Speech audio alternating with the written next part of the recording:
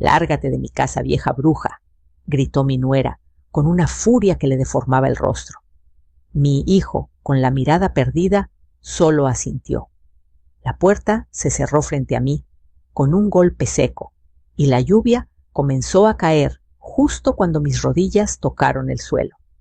3 días después, la policía llegó con un documento. Cuando leyeron el nombre del dueño de la casa, se desmayaron. Ese fue el comienzo del fin de una vida y el inicio de otra. Mi nombre es Isabel Herrera, tengo 67 años. Y si alguien me hubiera dicho que terminaría durmiendo en una banca del parque frente a la casa que construí con mi esposo, me habría reído en su cara. Pero la vida, esa maestra cruel y sabia, tenía otros planes para mí. Todo comenzó meses antes de esa noche lluviosa. Después de la muerte de Héctor, mi esposo, el silencio se volvió insoportable. La casa que antes vibraba con risas y el olor de su café por las mañanas se había convertido en un mausoleo de recuerdos. Mis pasos resonaban en las baldosas como si fueran los de un fantasma. Entonces llamé a Mauricio, mi único hijo. Siempre fue un buen chico. Algo débil, quizás, pero noble. Le propuse que viniera a vivir conmigo junto a su esposa Lorena y mi nieta pequeña Daniela. Al principio, él dudó. No sé si a Lorena le parecerá bien. Mamá, me dijo, con esa voz suya que siempre buscaba evitar conflictos. Pero una semana después llegaron con maletas y sonrisas que ahora lo sé, eran de pura conveniencia. El primer mes fue una ilusión de armonía. Lorena me ayudaba a cocinar. Decía que admiraba mis tamales de elote y me pedía consejos sobre cómo mantener las plantas del jardín. Yo me sentía útil de nuevo. Daniela, mi nieta, corría por el pasillo gritando «¡Abuela!» y mi corazón se llenaba de vida. Pero poco a poco esa calidez se fue enfriando. Primero desaparecieron las fotos de Héctor del salón. Luego mi sillón favorito, aquel donde él leía el periódico cada tarde. «Se veía muy viejo, suegra», dijo Lorena con una sonrisa artificial. «Estamos modernizando un poquito». No quise discutir. Pensé que era su forma de sentirse en casa. Pero un día, al abrir el cajón donde guardaba los documentos de la propiedad, noté que faltaban papeles. Pregunté por ellos y Lorena se encogió de hombros. Tal vez los movió Mauricio. Cuando lo enfrenté, él evitó mi mirada. «Mamá Lorena solo quiere ayudarte a poner las cosas en orden. No empieces a imaginar cosas». Comencé a sentirme extraña en mi propia casa. Mis decisiones ya no contaban. Si ponía música, Lorena la bajaba. Si cocinaba, decía que olía demasiado fuerte. Si me sentaba en la sala, ella decía que era su hora de ver televisión. Una tarde, Daniela entró corriendo llorando. «Mamá dice que tú eres mala abuela», sollozó. Sentí un puñal atravesarme el pecho. Fui a buscar a Lorena y la encontré hablando por teléfono riendo. «No metas a la niña en esto», le dije con voz temblorosa. Ella colgó, me miró con frialdad y respondió: «Tú misma te lo buscaste. No puedes vivir pegada al pasado. Esta ya no es solo tu casa». Esa noche no pude dormir. Algo en su tono me heló la sangre. Al día siguiente descubrí que habían pedido un préstamo usando la casa como garantía. Mi firma aparecía en los documentos falsificada con descaro. Llamé a Mauricio al trabajo, pero no contestó. Lo esperé toda la tarde. Cuando por fin llegó, intenté hablar con él, mostrarle las pruebas. Pero Lorena se adelantó. «Tu madre está confundida otra vez. Ya te dije que deberíamos llevarla al médico». Mauricio se quedó en silencio, como si cada palabra mía le pesara.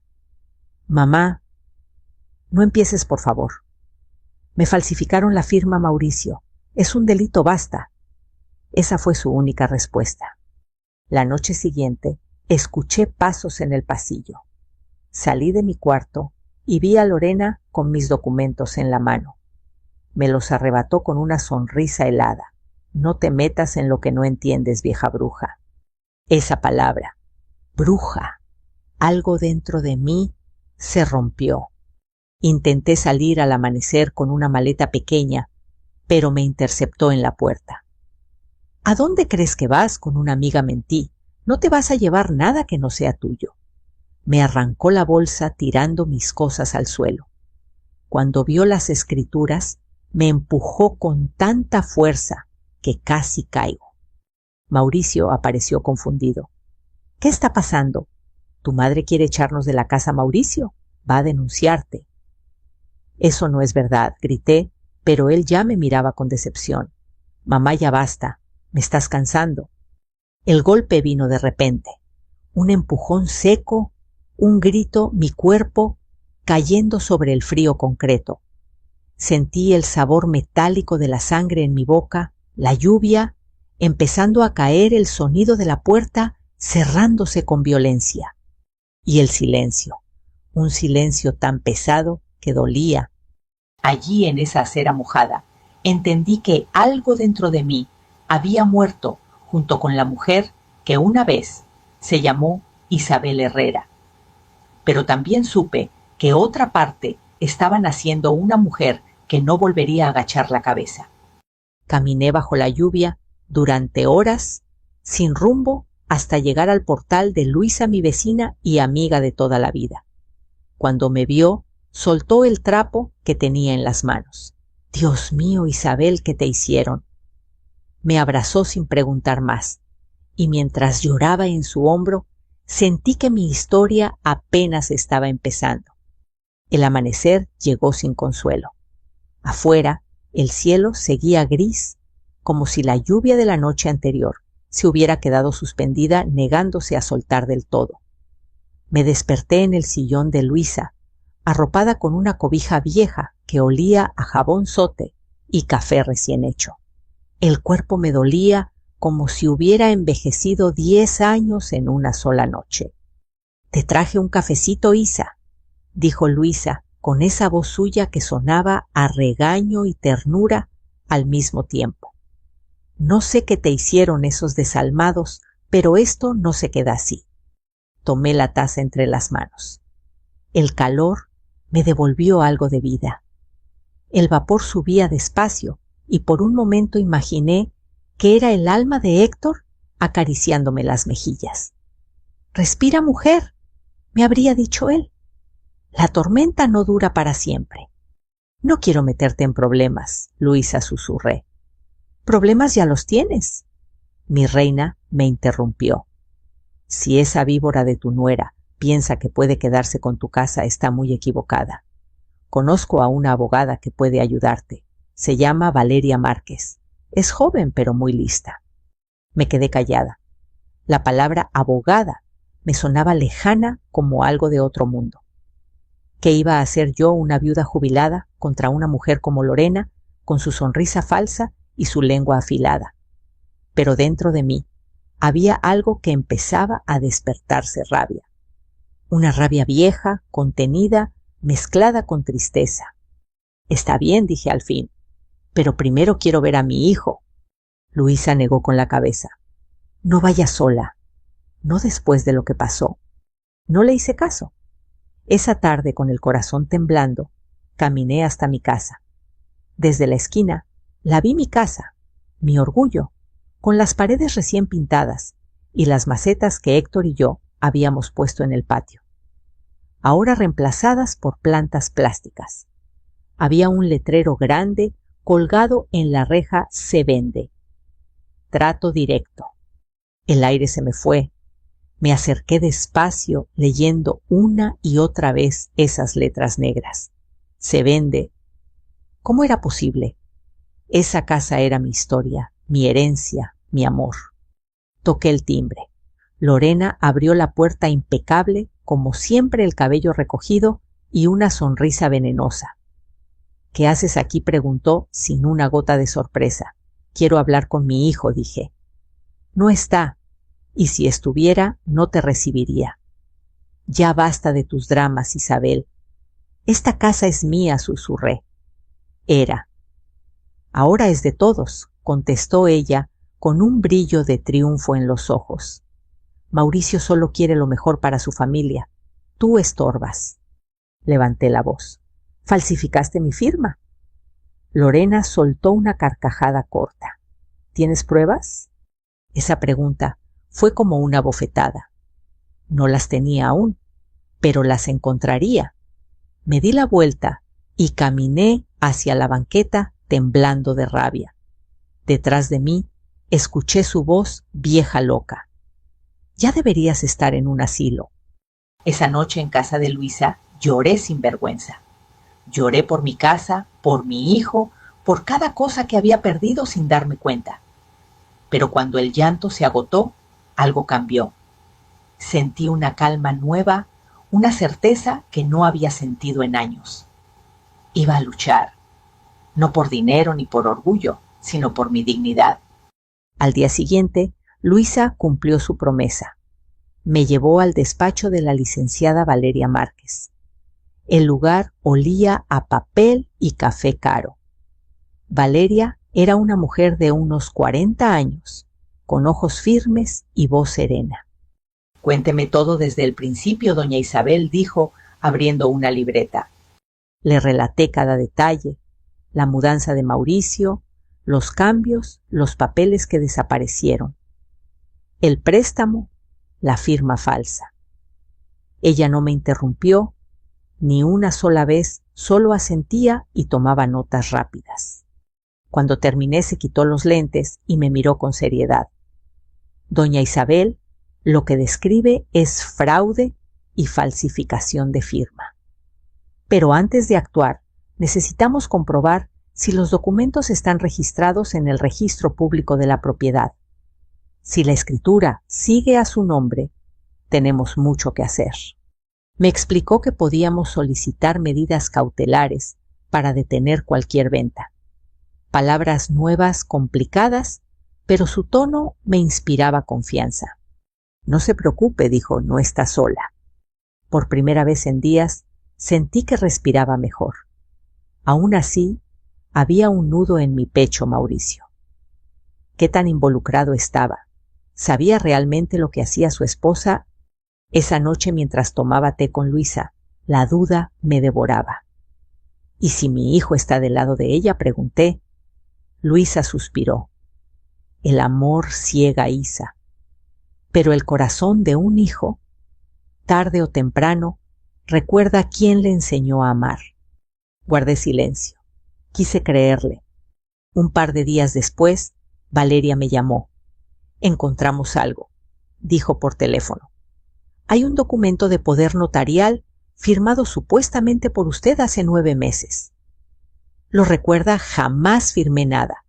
Respondí con el corazón en la garganta. Entonces tenemos un camino. Mañana iremos a la notaría donde se registró. Quiero que vea ese documento con sus propios ojos. Colgué y me quedé mirando el techo. El miedo volvió, pero junto con él una chispa de coraje.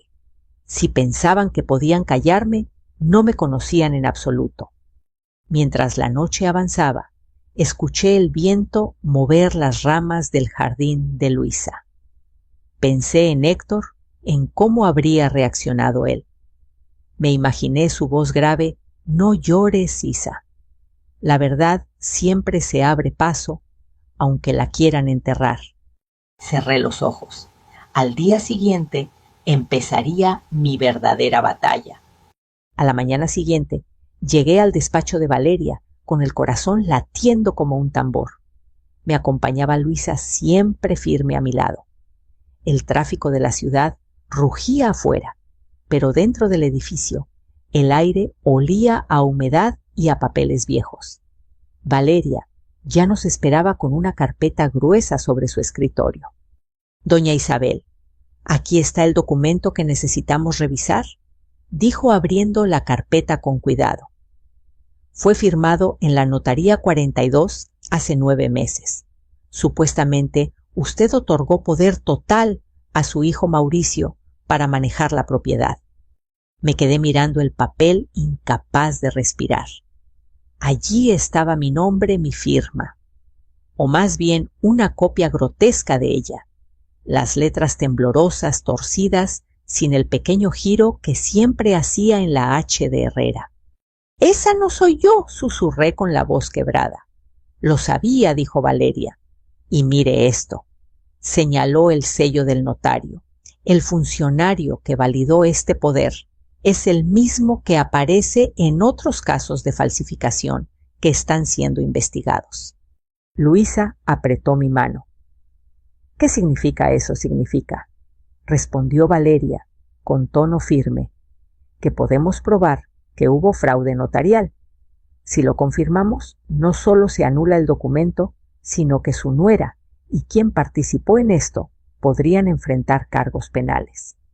Por un instante me sentí mareada, no por miedo, sino por la magnitud de lo que escuchaba.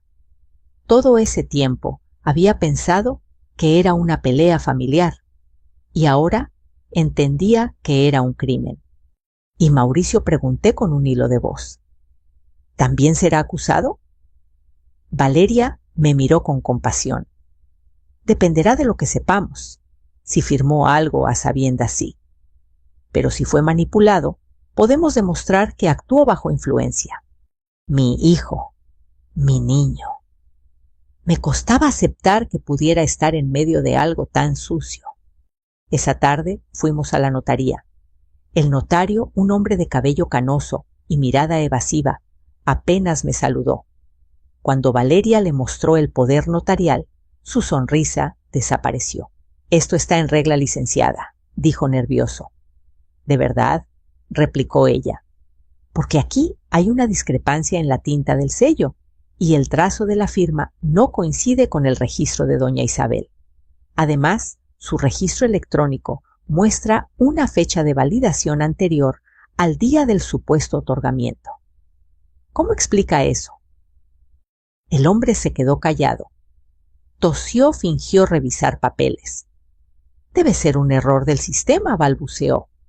«Perfecto», dijo Valeria con frialdad. «Entonces el Ministerio Público se encargará de corregirlo». Salimos de ahí, dejando un silencio de piedra tras nosotros. En la calle, el sol me pareció más brillante que nunca. Por primera vez, sentí que tenía una aliada verdadera. Esa noche en casa de Luisa, repasé todo lo ocurrido. Mis manos temblaban mientras sostenía las copias que Valeria me había dado. El nombre del notario, el número de registro, las fechas, pruebas, evidencias. «¿Te das cuenta, Isa?», dijo Luisa sirviéndome un poco de café. «Ya casi tienes como derrumbarlos». «Sí», respondí, «pero no sé si mi corazón aguantará enfrentar a mi hijo». Ella me miró con ternura. A veces para salvar a los nuestros hay que obligarlos a ver lo que hicieron. Al día siguiente, Valeria me llamó temprano. «Tenemos que presentar una denuncia formal. ¿Está lista?». No lo estaba, pero asentí igual. En el Ministerio Público, el aire olía a desinfectante y cansancio. El funcionario tomó mi declaración mientras Valeria lo guiaba. Conté todo el préstamo, las discusiones, el empujón, la caída. Cuando terminé, el silencio fue tan denso que casi podía tocarse. El hombre me miró con respeto. «Doña Isabel, lo que ha hecho hoy requiere valentía. No muchas personas de su edad se animan a denunciar a su propia familia». «No busco venganza», dije, «solo justicia». Esa noche no pude dormir. En mi cabeza se mezclaban recuerdos de Mauricio de niño, su risa, su primera bicicleta, su mano pequeña, aferrada a la mía cuando cruzábamos la calle. ¿Cómo llegamos hasta esto? 2 días después, Valeria me llamó de nuevo. Su tono sonaba distinto, urgente. Recibí una notificación del juzgado. Ellos intentaron vender la casa, pero la operación fue suspendida por la denuncia. ¿Y qué pasará ahora? Vamos a solicitar una audiencia preliminar, pero necesito que esté preparada. Es probable que ellos también se presenten. La idea de verlos me revolvió el estómago. Sin embargo, también sentí una fuerza nueva en mi interior. La Isabel que había caído en la cera fría estaba muerta. En su lugar había una mujer que no pensaba callar más. La mañana de la audiencia me vestí con el mismo traje azul que había usado en el funeral de Héctor. Me miré al espejo. Las arrugas en mi rostro contaban una historia más larga que cualquier documento. Listo, amor, me dije en voz baja. Ahora vas a recuperar lo que es tuyo. Cuando llegué al tribunal, Valeria ya estaba allí revisando papeles. Tranquila, me dijo. Pase lo que pase, recuerde, la verdad está de nuestro lado. A unos metros vi entrar a Mauricio y Lorena. Él evitó mi mirada. Ella, en cambio, sonrió como quien ya se siente vencedora. No sabía que en unas horas todo su castillo de mentiras se derrumbaría. El tribunal olía a polvo y papeles viejos, como si miles de historias se hubieran quedado atrapadas en esas paredes esperando justicia. Las luces frías del techo caían sobre mi cabeza como interrogatorios silenciosos. Me senté junto a Valeria, sintiendo el temblor en mis manos. Ella me miró con calma. Respire, doña Isabel, no estamos aquí para pelear, sino para decir la verdad.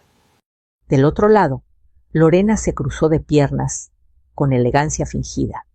Llevaba un traje beige, impecable, el cabello perfectamente alisado, y en su rostro esa sonrisa de quien cree tener todo bajo control. Mauricio, en cambio, parecía más viejo. Sus ojos estaban hundidos, su piel pálida. No podía mirarme directamente. El juez, un hombre canoso con voz grave, golpeó la mesa con su martillo. Caso número 278, Isabel Herrera contra Lorena López y Mauricio Herrera por presunto fraude y falsificación de firma. Mi corazón se encogió al escuchar el nombre de mi hijo junto al de esa mujer. Valeria se levantó y habló con firmeza. Su señoría, mi clienta, fue víctima de una falsificación en un documento notarial que permitió la venta fraudulenta de su propiedad. Solicitamos la nulidad del poder, la suspensión de cualquier acto de transferencia y una investigación penal contra los responsables. El juez asintió. La parte demandada desea responder. Lorena se levantó despacio, ajustándose el saco. Su señoría, con todo respeto, la señora Isabel está confundida. Ella misma firmó ese poder, lo que pasa es que por su edad olvida las cosas. Mi esposo y yo solo intentamos ayudarla a ordenar sus finanzas. Un murmullo recorrió la sala. Sentí que la sangre me hervía. Eso es mentira, grité sin poder contenerme. Yo nunca firmé nada. El juez golpeó su martillo. Orden en la sala. Señora Herrera podrá hablar cuando su abogada lo indique. Valeria me tocó la mano suavemente pidiéndome calma. Luego se dirigió al juez. Su señoría, tenemos pruebas periciales que demuestran que la firma fue falsificada. Además, presentamos el testimonio del notario que validó el documento, quien hoy se ha acogido al derecho de declarar bajo investigación. Los murmullos crecieron. Lorena perdió por un segundo su compostura y vi cómo su mandíbula se tensaba. Mauricio bajó la cabeza. El juez revisó los documentos que Valeria colocó frente a él. Veamos, dijo ajustándose los lentes.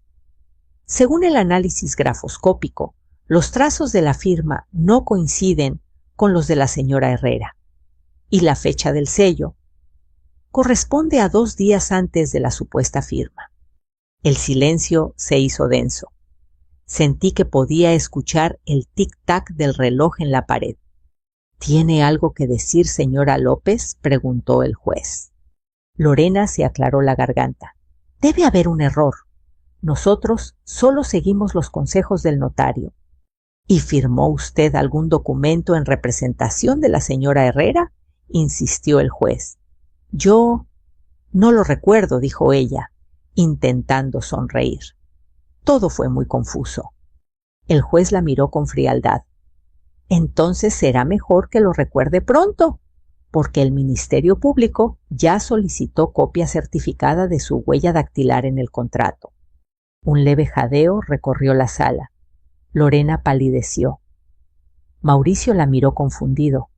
«¿Huella?», murmuró él. Ella no respondió. Valeria aprovechó el momento.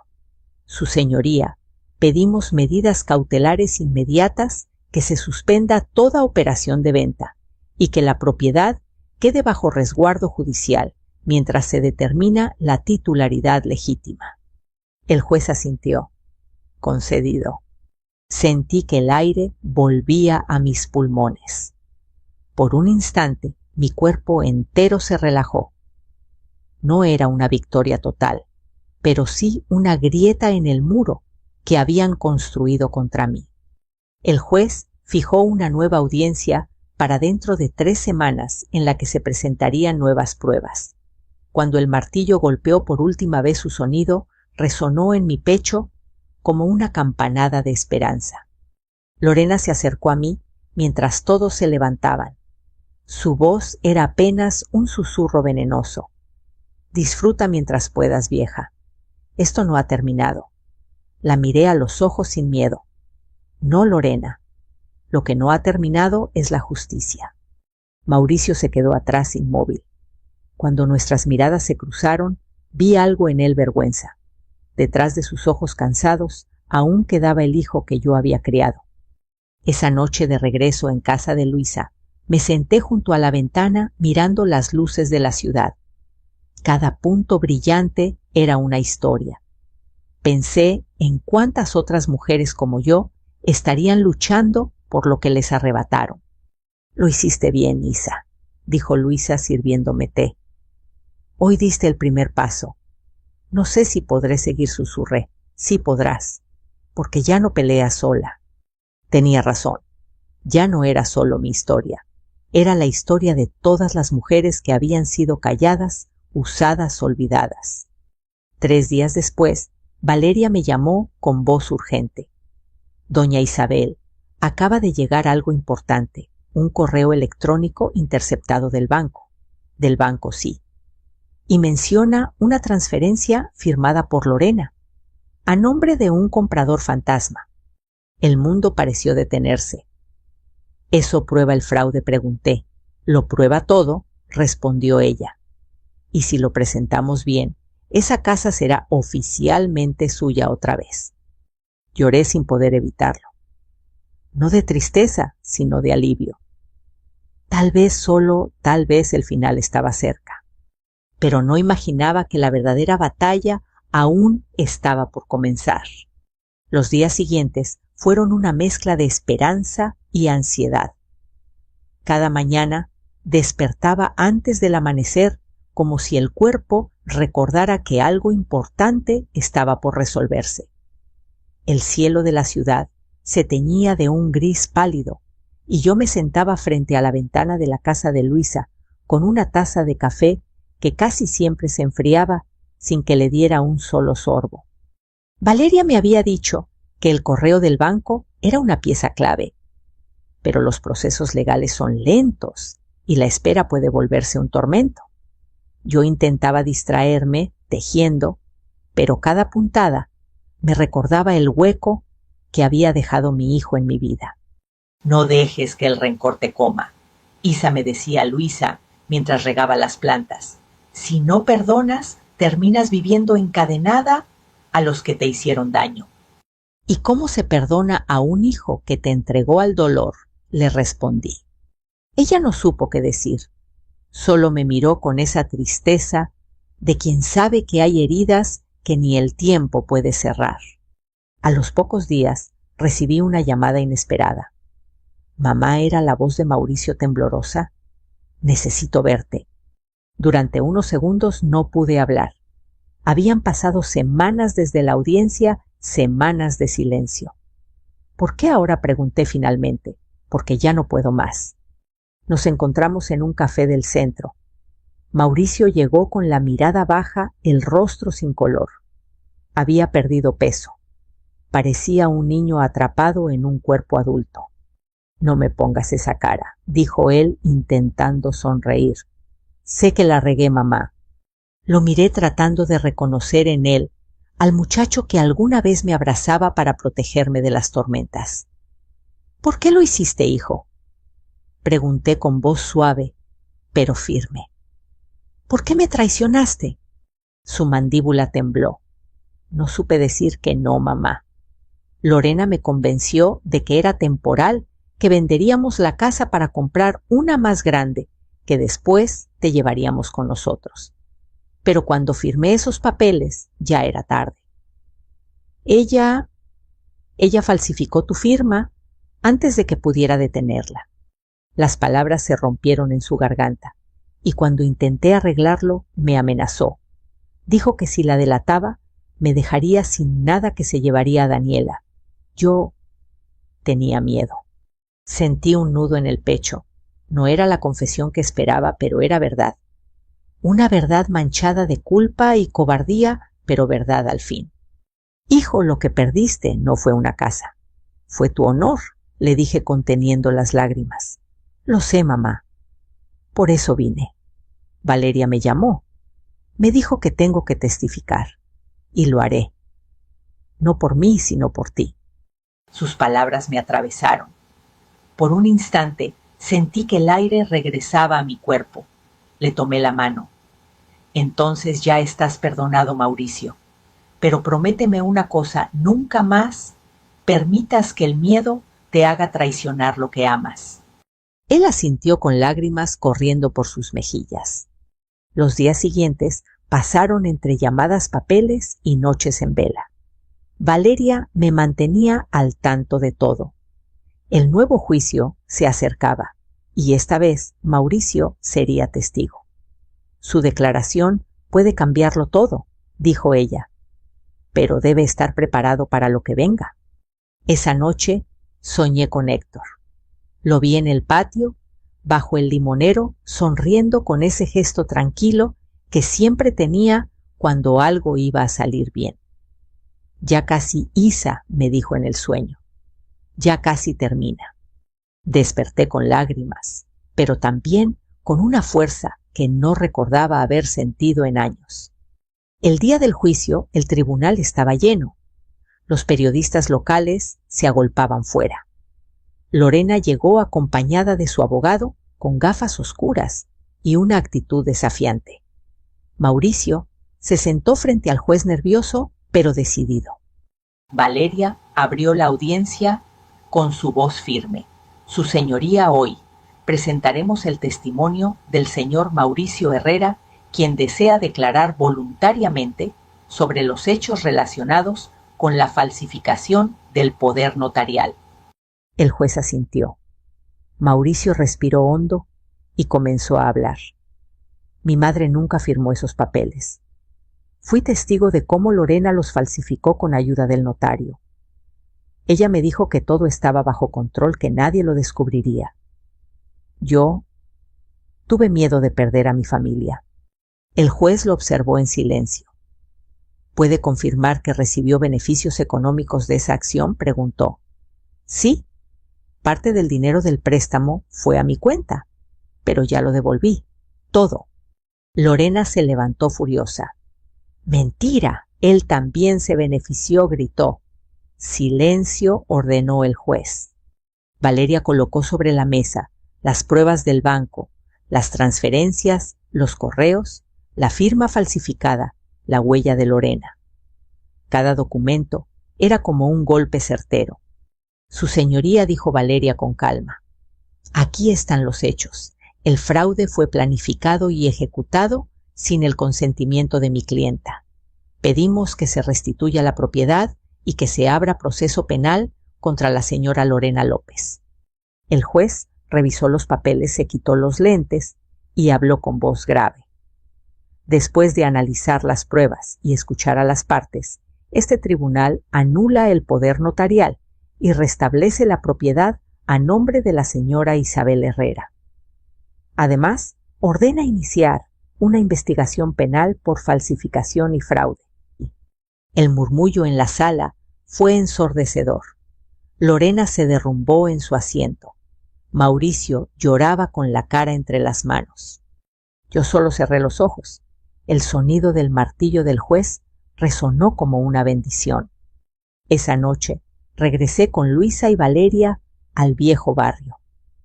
La casa seguía cerrada, pero al verla, supe que había recuperado algo más que paredes y techo. Había recuperado mi historia, mi voz y mi valor. Sin embargo, en el fondo, algo me decía que aún quedaba un paso más, perdonarme a mí misma por no haber visto las señales antes. El amanecer que siguió al juicio fue distinto. El aire olía a tierra mojada, y por primera vez en meses el cielo parecía claro sin esa nube invisible que me había acompañado desde que Lorena me echó de mi propia casa. Valeria me llamó temprano. Doña Isabel, el juez, firmó la resolución. Puede volver oficialmente a su hogar. Por un momento no supe qué decir. Volver.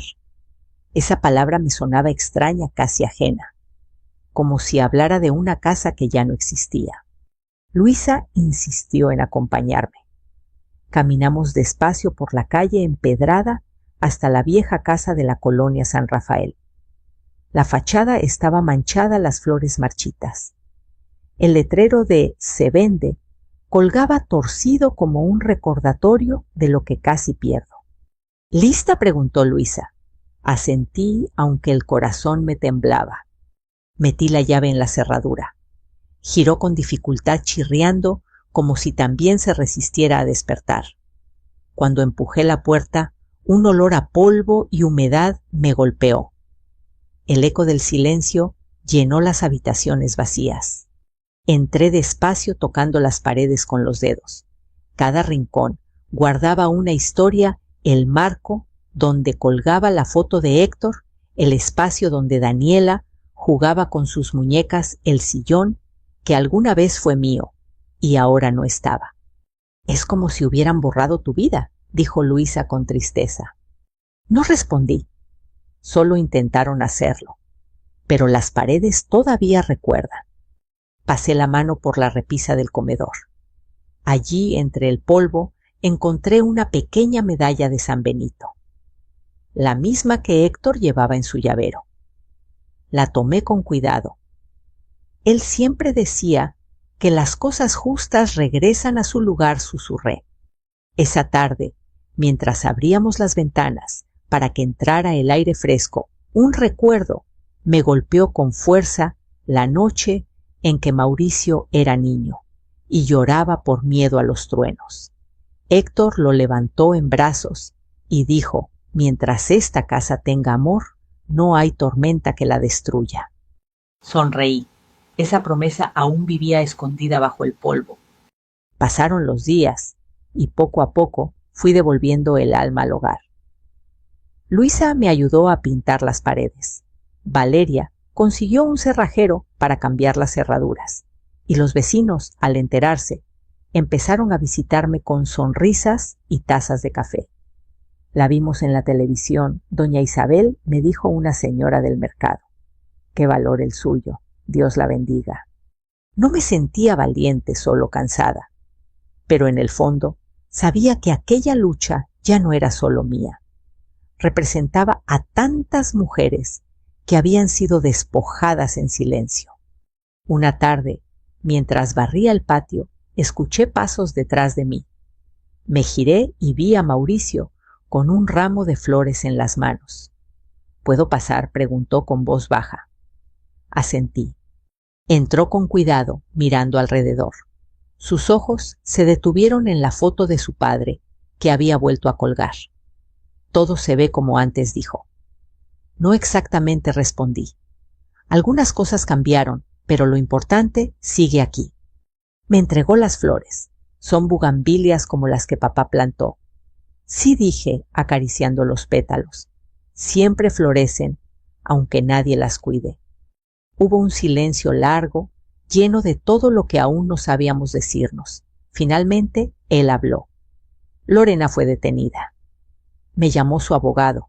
Dicen que podría ir a prisión No respondí de inmediato. Solo miré la luz del atardecer entrando por la ventana. Que la justicia haga su trabajo, dije al fin. Yo ya no tengo odio. Mauricio se acercó con lágrimas contenidas. No sé si merezco tu perdón, mamá. No lo sé tampoco, hijo, respondí con suavidad. Pero mereces una oportunidad para hacerlo mejor. Nos abrazamos. Fue un abrazo torpe entre el dolor y la esperanza.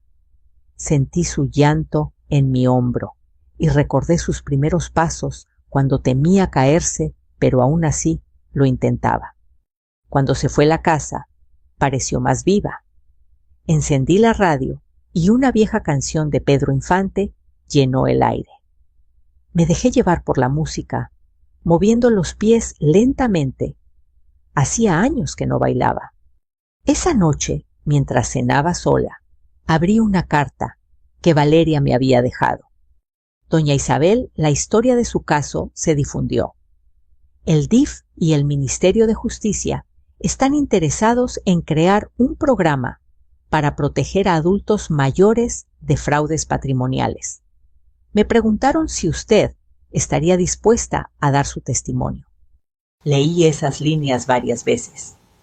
Pensé en negarme, en cerrar este capítulo para siempre, pero algo en mí se resistía. Tal vez mi historia podía servir para que otras mujeres no pasaran por lo mismo. Esa noche dormí sin pesadillas y por primera vez soñé con mi casa llena de risas otra vez, con Daniela corriendo entre las bugambilias y Héctor leyendo en su silla. Cuando desperté, el sol entraba por la ventana. El aire olía a pan recién hecho y esperanza. Me senté frente al espejo. Las arrugas seguían allí, pero ya no las veía como heridas. Eran cicatrices de una batalla ganada. Miré alrededor. Bienvenida a casa, Isabel, me dije. Y sonreí. Pasaron algunas semanas desde que regresé definitivamente a mi casa, y cada día amanecía más en paz. Las mañanas tenían el mismo sonido de antes, el canto de los pájaros sobre el limonero, el ladrido lejano de los perros del barrio y el golpeteo de las ollas en las cocinas vecinas. La vida poco a poco había vuelto a su ritmo. Sin embargo, dentro de mí seguía resonando algo más profundo, la necesidad de transformar el dolor en propósito. Una tarde, Valeria vino a visitarme con su habitual paso decidido y una sonrisa cansada. Lista para la entrevista con el DIF, doña Isabel me preguntó. ¿Entrevista?, me hice la desentendida. Ella soltó una risa suave. No se haga. Usted aceptó ayudar a otras mujeres. Recuerda, quieren grabar su testimonio para una campaña nacional. Voces de Dignidad se llamará. Respiré hondo. Una parte de mí dudaba.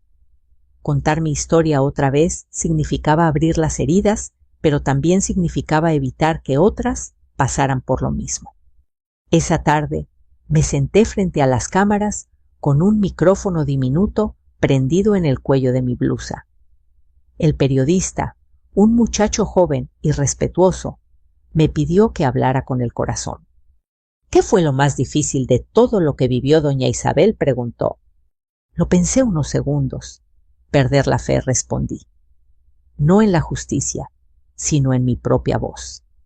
Cuando alguien, a quien amas, te hace creer que estás loca, que tus recuerdos no valen, te empiezas a borrar tú misma. Y eso duele más que cualquier golpe. El joven asintió conmovido. ¿Y qué aprendió de todo esto? Que el silencio puede matarte lentamente, que hay que hablar aunque tiemble la voz. Porque si tú no cuentas tu historia, alguien más la contará por ti y la distorsionará. Mientras hablaba, sentí que cada palabra era un peso que se desprendía de mi pecho. Miré a la cámara y supe que no era solo mi historia, sino la de tantas mujeres que me estaban escuchando al otro lado de la pantalla. Cuando terminó la grabación, Valeria me abrazó. Hoy cerró un ciclo, doña Isabel. No lo cerré, le respondí con una sonrisa. Solo lo transformé. Los días siguientes, mi testimonio comenzó a circular en redes sociales. Vecinos conocidos y hasta desconocidos me escribían cartas o me dejaban flores en la puerta. Gracias por darme valor para denunciar a mi sobrino. Yo también firmé algo que no entendía. Y ahora sé que puedo luchar. Usted me recordó que la edad no nos quita la voz. Esas palabras me hacían llorar, pero eran lágrimas dulces. Llorar ya no dolía, sanaba.